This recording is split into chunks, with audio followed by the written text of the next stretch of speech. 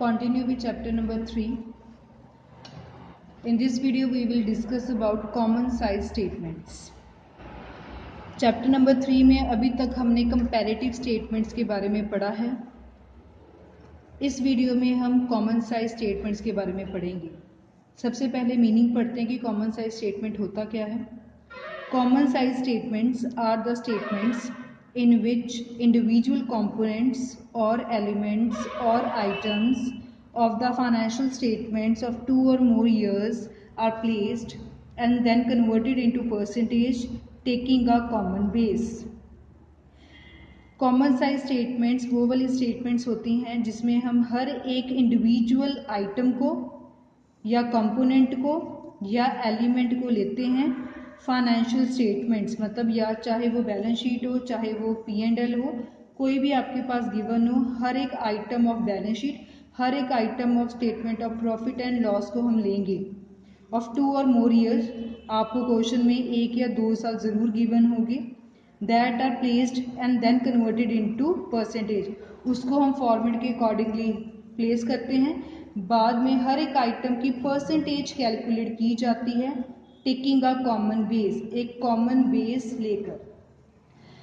Comparative में क्या था कि हम दोनों वैल्यूज़ को कंपेयर करते हैं, रुपीज़ में डिफरेंस निकालते हैं और फिर परसेंटेज को स्टडी करते हैं।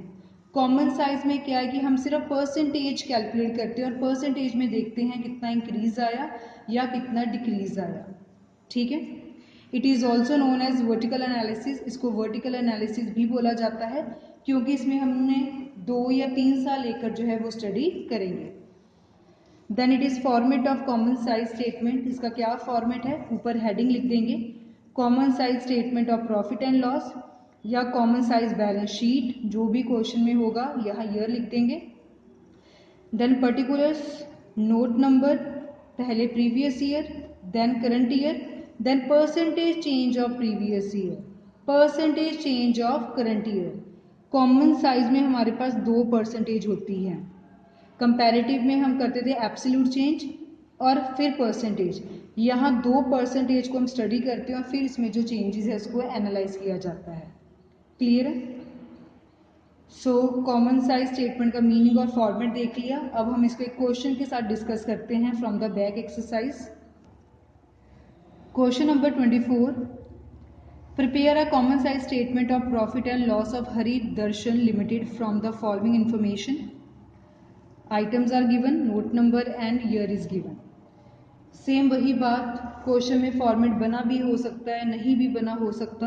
अब इस क्वेश्चन में फॉर्मेट नहीं बना, सो सबसे पहले हम क्या बनाएंगे, फॉर्मेट।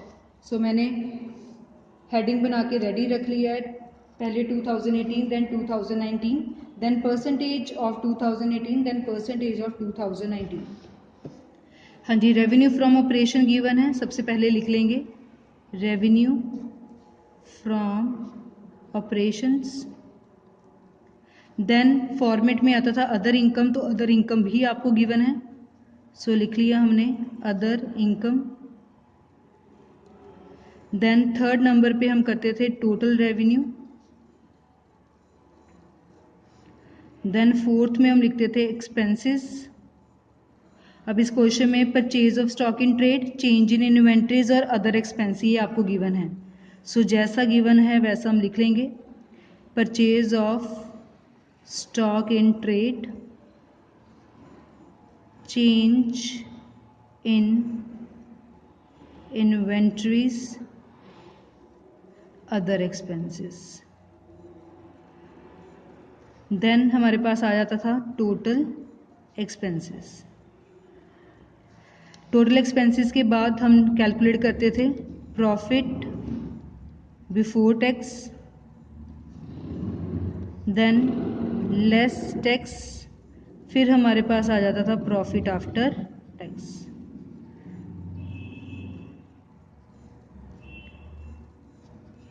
सो हमने जितनी भी आइटम क्वेश्चन में गिवन थी उसके अकॉर्डिंगली लिख लिया, फॉर्मेट अरेंज कर लिया। देन इट इज 31 मार्च 2018, पहले 2018 की वैल्यूज हम लिखेंगे। सो रेवेन्यू फ्रॉम ऑपरेशन आपको गिवन है 10 lakh, purchase of stock in trade आपको गिवन है 4,20,000, चेंज इन इन्वेंट्रीज आपको गिवन है 80,000, अदर एक्सपेंसेस गिवन है 30,000, अदर इनकम्स है 50,000। क्लियर, ये हमने लिख लिया। सो रेवेन्यू फ्रॉम ऑपरेशन और अदर इनकम को अगर हम प्लस करें तो हमारे पास आ जाता है total revenue, that is 10 lakh plus 50,000, 10,50,000। Expenses में हमारे पास है 3 आइटम्स, सो 4,20,000 प्लस 80,000 प्लस 30,000, ये हमारे पास आ जाएगा 5,30,000। इनकम हुई, रेवेन्यूज हुए 10,50,000 के, खर्चे हो गए 5,30,000 के, तो माइनस करके प्रॉफिट बिफोर टैक्स कितना आ गया 5,20,000।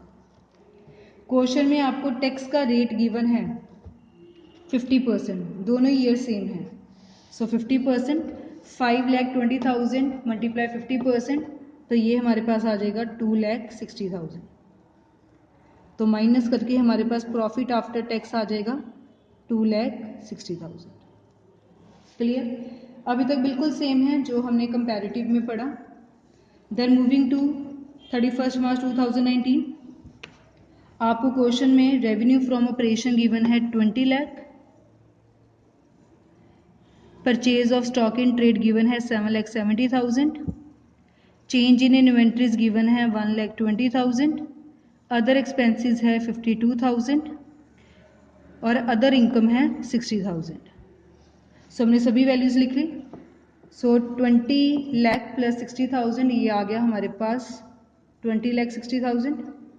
एक्सपेंसेस में 7,70,000 प्लस 1,20,000 प्लस 5,52,000, तो ये आ गया हमारे पास 9,42,000।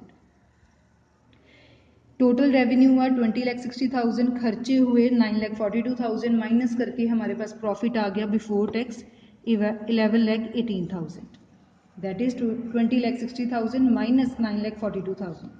अगेन टैक्स का रेट सेम है 50%, सेम है दोनों ईयर। सो 11,18,000 के ऊपर 50% टैक्स कैलकुलेट किया तो ये आ गया 5,59,000। प्रॉफिट बिफोर टैक्स में से टैक्स माइनस किया तो प्रॉफिट आफ्टर टैक्स भी आ गया 5,59,000। सो फॉर्मेट इज रेडी। अभी तक कुछ हमने न्यू नहीं पढ़ा, जो हमने कंपैरेटिव में पढ़ा है बिल्कुल सेम वैसा ही किया कि पर्टिकुलर्स पहले अरेंज किए, देन प्रीवियस ईयर की वैल्यू पूरी सॉल्व की, देन करंट ईयर। अब हमारे पास आ गया परसेंटेज ऑफ 2018। अगर आप statement of profit and loss बना रहे हैं तो जो आपके लिए बेस होगा परसेंटेज कैलकुलेट करने का, जब हमने इसकी डेफिनेशन भी पढ़ी तो वहाँ भी लिखा गया था कि एक कॉमन बेस होगा। वो कॉमन बेस हमारे लिए है रेवेन्यू फ्रॉम ऑपरेशंस। जब भी आप statement of profit and loss बनाएंगे तो आपको रेवेन्यू फ्रॉम ऑपरेशन को कॉमन बेस लेना पड़ेगा। देखिए कैसे। हाँ जी, पहले 2018 की कैलकुलेशन करते हैं। 10 लाख ऊपर रखा, divided by base 10 lakh multiply by 100, तो ये आ गया 100। Then 50,000 divided by 10 lakh multiply by 100, तो ये आ गया 5। सभी वैल्यूज को 2018 के सभी वैल्यूज को आपको रेवेन्यू फ्रॉम ऑपरेशन से डिवाइड करना है। 2018 में रेवेन्यू फ्रॉम ऑपरेशन है 10 लाख, ठीक है। नेक्स्ट देखें, टोटल रेवेन्यू है 10,50,000 divided by 10 lakh multiply by 100, 105। 4,20,000 divided by 10 lakh multiply by 100। 80,000 divided by 10 lakh multiply by 100. 30,000 divided by 10 lakh multiply 100. 5,30,000 divided by 10 lakh multiply 100. 5,20,000 divided by 10 lakh multiply 100. 2,60,000 divided by 10 lakh multiply 100. 2,60,000 divided by 10 lakh multiply 100. Hope it is clear to you. So एक ही बात याद रखनी है, अगर आप common size profit and loss बना रहे हैं तो आपके लिए बेस होगा revenue from operation.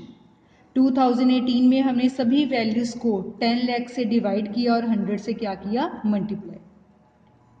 Then moving to 31 मार्च 2019, तो इसमें भी बेस हमारे लिए क्या होगा 20 लाख, बिल्कुल सही। सो 20 lakh divided by 20 lakh into 100, 100। 60,000 divided by 20 lakh into 100, 20 lakh 60,000 divided by 20 lakh multiply 100, 103.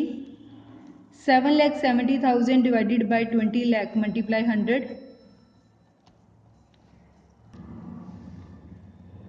1 lakh 20,000 divided by 20 lakh into 100, 52,000 divided by 20 lakh into 100,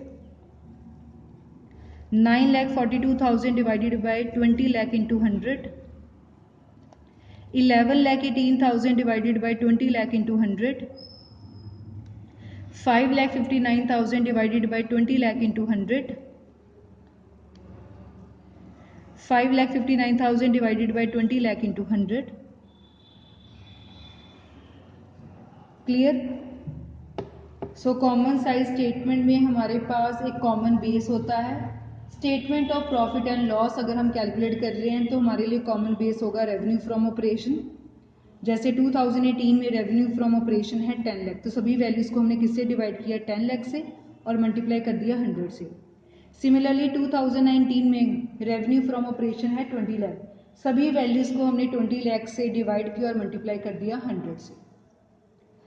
so common size में हम परसेंटेज के चेंजेस को स्टडी करते हैं, इसलिए यहाँ 2% के कॉलम होते हैं। So this was about question number 24 of chapter number 3।